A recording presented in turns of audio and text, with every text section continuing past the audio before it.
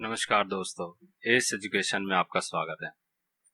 आज इस वीडियो में हम सीखेंगे एक्सेल में और कुछ नई चीज़ों के बारे में। तो आज का जो एग्जांपल है कि यहाँ पे हमें कुछ चीज़ों दी गई है, उसके अंदर हमें कुछ चीज़ें को काउंट करना है। जैसे कि अगर आप देखेंगे तो डेटा 1 में यहाँ पे कुछ वैल्यूज लिखी हुई है और डेटा 2 में भी कुछ लिखा हुआ है, डेटा 3 में और 4 में। कई बार क्या होता है कि डेटा में बहुत सारे नंबर्स होते हैं, वैल्यू होती हैं, एरर्स होते हैं, टैक्स होते हैं, तो उसको काउंट कैसे किया जाए, कैसे पता लगाया जाए कि उसके अंदर में क्या क्या चीजें लिखी हुई है। तो पहले वाले डेटा के फर्स्ट कॉलम में हमें ये फाइंड आउट करना है कि यहाँ पे कितनी न्यूमेरिक वैल्यू है, मतलब कि इसके अंदर नंबर्स को काउंट करना है। तो इसके अंदर नंबर को अगर काउंट करना है, सिर्फ नंबर को, तो आपको एक ही फॉर्मूला लगाना है काउंट का। तो काउंट से हम पता कर लेंगे कि इसके अंदर कितने नंबर दिए हुए हैं। तो काउंट एक बहुत अच्छा फॉर्मूला है जिसमें हम वैल्यू को इजी तरीके से काउंट कर सकते हैं। दूसरे वाले सेल में यहाँ पे बोला गया है कि आपको वैल्यू काउंट करनी है, टैक्स काउंट करना है। तो वैल्यू और टैक्स अगर हमें दोनों काउंट करना है तो यहाँ पे क्या फॉर्मूला लगाएंगे, तो यहाँ पे आपको काउंट ए लगाना है। इसे आप काउंटा भी पढ़ सकते हैं। तो यहाँ पे इस रेंज को जब हम सेलेक्ट कर लेंगे पूरे को, तो ये हमें ब्लैंक सेल को छोड़ के बाकी सारे सेल को काउंट करना है। अगर मैं इसमें सिर्फ काउंट का प्रयोग करता तो ये सिर्फ डाटा को काउंट करता, किसको, ओनली फॉर नंबर को काउंट करता। तीसरे वाले कॉलम में यहाँ पे आपको सिर्फ काउंट करना है ब्लैंक को। ब्लैंक मतलब हुआ कि इसके अंदर कितने सेल ऐसे हैं जो ब्लैंक है। तो इस फॉर्मूले के अंदर हम क्या फॉर्मूला लगाएंगे, तो यहाँ पे लगाना है काउंट ब्लैंक का फॉर्मूला। और इस जब नंबर को आप सेलेक्ट करेंगे तो ये सभी के सभी ब्लैंक सेल को काउंट करेगा। तो इसके अंदर हमें बता देगा कि इसमें कितने सारे ब्लैंक सेल लिखे हुए। फोर्थ वाले में क्या बोला गया है कि काउंट करना है ब्लैंक सेल को और वैल्यू फ्रॉम डेटा को, मतलब वैल्यू तो काउंट करनी है और ब्लैंक सेल को भी काउंट करना है। तो अगर आपको ये दोनों चीज काउंट करने के लिए दिया जाए तो क्या करेंगे, तो यहाँ पे एक तो पहले आप काउंटा का प्रयोग करें, जिसमें कि ये सारे जितने भी हैं डेटा ये पहले काउंट हो जाएंगे। फिर आपको इसमें प्लस का प्रयोग करना है। ओके, प्लस लगाने के बाद दोबारा आपको यहाँ पे एक फॉर्मूला लगाना है। वो फॉर्मूला कौन सा होगा, काउंट ब्लैंक का। काउंट ब्लैंक का काउंट ब्लैंक क्या करेगा कि इस रेंज के अंदर में से ब्लैंक सेल को सेपरेट काउंट करेगा और जो हमारा काउंट है वो उसको नंबर को और डेटा टेक्स्ट को काउंट कर देगा और दोनों को जोड़ने के बाद यहाँ पे हमें पूरा रिजल्ट मिल जाएगा। तो ये एक छोटे छोटे बेसिक एग्जांपल्स का यूज करके हमें यहाँ पे निकालना है। अब यहाँ पे अगर आप देखते हैं ये बड़ा अच्छा एग्जांपल है। तो इस एग्जांपल के अंदर हमें बोला गया है कि आपको इसे पूरा नाम क्रिएट करना है। अब क्या होता है, कई बार आपको डेटा ऐसा मिल सकता है जिसमें अलग अलग तरह के नाम दिए हो। जैसे कि इसमें फर्स्ट वाले कॉलम में कुछ नाम लिखे हुए हैं, मिडिल में कुछ नाम लिखे हुए हैं और लास्ट में भी कुछ नाम लिखे हुए हैं। ओके, अब हमें कहा गया है कि आपको इन नामों को जोड़ना है और सही सीक्वेंस में जोड़ना है। सही सीक्वेंस का मतलब होता है एक बहुत अच्छे पर्टिकुलर फॉर्म में इसको जोड़ना है। तो यहाँ पे अगर आप देखेंगे तो रोहित और यहाँ पे चंदन, दोनों में अंतर क्या है, ये स्मॉल में है, ये कैपिटल में है कि नहीं। यहाँ पे देखेंगे कुमार में के बड़ा है, यू छोटा है। तो ये सीक्वेंस भी इसका खराब किया हुआ है। प्लस कहीं कहीं स्पेस ज्यादा दिया होगा, कहीं कम दिया होगा। जैसे कि अगर चेक करें तो किसी किसी टेक्स्ट में स्पेस की संख्या बढ़ा दी जाती है, ज्यादा स्पेस दे दिया जाता है। तो ये भी हमें देखना है कि किसी में अगर स्पेस ज्यादा है तो उसको हम कम कैसे करें, उसे घटाएं कैसे। तो चलिए इस फॉर्मूले को लगाते हैं। और तो पहले शुरू करते हैं अपर से। तो सबसे पहले यहाँ पे एक फॉर्मूला लगाएंगे आप ट्रिम का। ट्रिम ट्रिम लगाने के बाद इसके अंदर आपको फॉर्मूला लगाना है अपर केस का। अब ये दो फॉर्मूले ज्वाइंट हो गए, ट्रिम जो एक्स्ट्रा स्पेस को रिमूव करता है, अपर केस जिसमें वर्ड को अपने आप ऑटोमेटिक कैपिटल में लिख देगा। अब यहाँ पे हम टेक्स्ट नंबर 1 को करेंगे सिलेक्ट, तो यहाँ टेक्स्ट 1 आ जाएगा और इस जगह पे आपको क्या लगाना है, एंड लगा देना है इस तरीके से। एंड लगाने के बाद inverted comma space inverted comma, ये हमारे द्वारा दिया हुआ स्पेस है, तो इसे ट्रिम, दो स्पेस ज्वाइंट होगा तो ये ट्रिम हो जाएगा, एक स्पेस रहेगा कोई दिक्कत नहीं। फिर एंड लगा देंगे। एंड लगाने के बाद अब हम मिडिल नेम को करेंगे सिलेक्ट, तो ये वापिस मिडिल नेम जुड़ जाएगा। अब फिर से एंड लगाना है, inverted comma space inverted comma, again and, और इस बार हम लास्ट नेम को कर लेंगे सिलेक्ट। तो पहले हमने ब्रैकेट बंद किसका किया, अपर केस का, अगर आप देखेंगे तो यहाँ पे ये ग्रीन वाला ब्रैकेट बंद हो गया। उसके बाद हमें किसका ब्रैकेट बंद करना है, ट्रिम का, तो ट्रिम का ब्रैकेट बंद हो गया, देन एंटर। तो अगर हम यहाँ पे देखें तो हमारा फॉर्मूला बिल्कुल सक्सेसफुल लग चुका है और बहुत आसानी से हमने ये निकाल लिया। इसके बाद आपको इसे सेलेक्ट करके कंट्रोल डी प्रेस कर देना है, इसे हम फिल डाउन कमांड कहते हैं, और ये सारा डाटा ऑटोमेटिक आ गया कैपिटल लेटर में।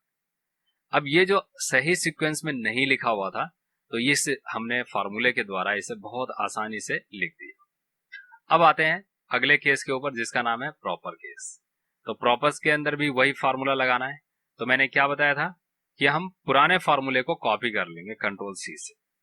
देखो ये ही चीज बड़ा काम करता है, फार्मूले में कॉपी पेस्ट आपको अच्छी तरह से आना चाहिए। अब इस जगह पे आपको कुछ नहीं करना है, बस फार्मूला चेंज कर देना है। और कौन सा फार्मूला लगा देना है, प्रॉपर का फार्मूला लगा देना है, ये रहा। तो देखो मैंने यहाँ पे फार्मूला बदल दिया, अपर की जगह पे प्रॉपर कर दिया और डेटा प्रॉपर केस में आ गया। प्रॉपर में पहला लेटर बड़ा होता है हर किसी वर्ड का।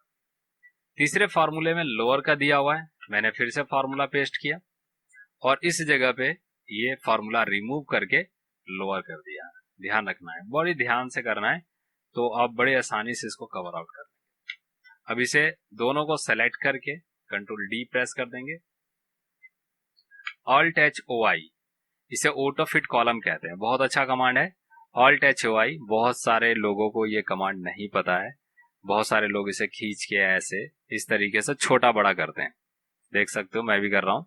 बस आपको कुछ नहीं करना है, डाटा को सेलेक्ट किया और ऑल्ट एच ओ आई, ऑटो फिट कॉलम, बहुत आसानी से फिट हो गया। तो ये हो गया प्रॉपर केस विद ट्रिम, ये हो गया आपका लोअर केस विद ट्रिम, और ये हो गया अपर केस विद ट्रिम।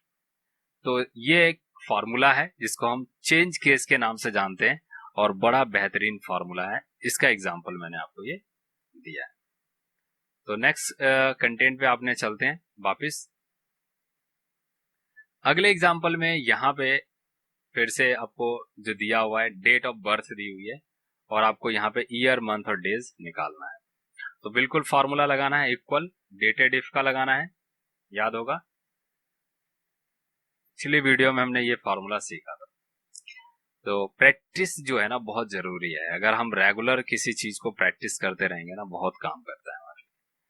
तो यहाँ पे हमने डेट ऑफ बर्थ सेलेक्ट किया, देन उसके बाद हमें टुडे, याद से टुडे, यस करंट डेट नहीं दिया है, ध्यान रखना करंट डेट नहीं दिया है, टुडे लगाना है, inverted comma by inverted comma bracket close enter. अब कुछ नहीं करना है, इस फॉर्मूले को हम कॉपी कर लेंगे F2 करके, बहुत अच्छा चीज है कॉपी पेस्ट, ध्यान से। कभी कभार कुछ लोग क्या करते हैं, इसको ऐसे करेंगे कंट्रोल सी और कंट्रोल वी, देखो क्या होता है, तो समझ में आया, यहां भी कर दो कंट्रोल वी, ये देखो। तो ये चीजें ना खराब है, ये चीजें खराब होती है, इसको आपको कुछ नहीं करना है, F2 करें, सेलेक्ट कर लें, कॉपी करें कंट्रोल सी से और यहाँ पे पेस्ट कर दें डायरेक्ट पहले तो यहाँ पे सेम टू सेम आ जाएगा। फिर F2 करके इस जगह पे YM लगा दें।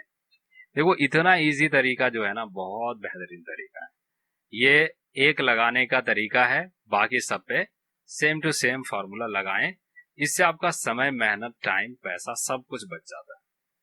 ओके, तो यहाँ पे बहुत बढ़िया तरीके से देखो मैंने निकाल लिया। तो 11-20-1987 इसकी डेट ऑफ बर्थ है और इस बंदे की एज हो गई है 32 साल 5 महीने और 8 दिन।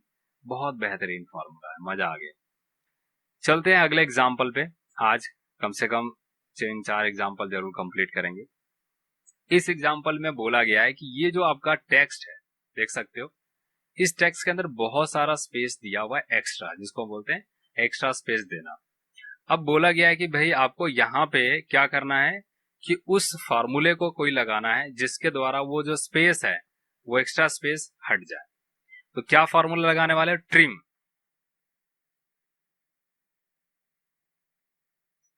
इस फार्मूले का नाम है ट्रिम, और ट्रिम के बाद इसे सेलेक्ट करके ब्रैकेट को बंद कर दें और एंटर कर दें बस। अब आप देख सकते हो, तो इस जगह पे जो गैप की संख्या बहुत ज्यादा थी वो गैपिंग खत्म हो गई, यहाँ पे गैपिंग खत्म हो गई, यहाँ पे गैपिंग खत्म हो गई, और ये आपका सारा का सारा बिल्कुल अच्छी तरीके से आ गया।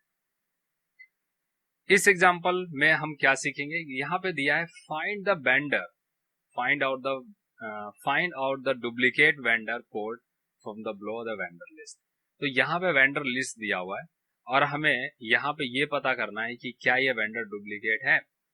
अगर ये डुप्लीकेट है तो कितने टाइम डुप्लीकेट है, तो वो चीज हमें वहां पे फाइंड आउट करके निकालनी है कि एक बार डुप्लीकेट है, 2 बार है, 3 बार है, 4 बार, कितनी बार। तो यहाँ पे लिखना है इक्वल इफ ब्रैकेट, यहाँ पे लिखना है इक्वल काउंट इफ। याद होगा अभी हमने थोड़ी देर पहले इसके फॉर्मूले के बारे में पढ़ा था। और इस पूरे लिस्ट को करना है सिलेक्ट। तो कंट्रोल शिफ्ट और डाउन एरो की प्रेस करना है ध्यान से।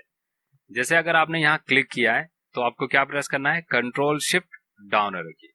ये पूरी लिस्ट सेलेक्ट हो जाएगी नीचे तक, लास्ट तक। देखो यहाँ पे बहुत सारा डाटा था, लास्ट तक हमने सेलेक्ट कर लिया। यहाँ पे आपको F4 करना है प्रेस। क्या प्रेस करना है? F4। F4 जो होता है ये इसे फिक्स ऑफ सेल कहते हैं, मतलब ये पूरा जो रेंज है वो F4 से सेलेक्ट हो जाएगा और फ्रीज हो जाएगा।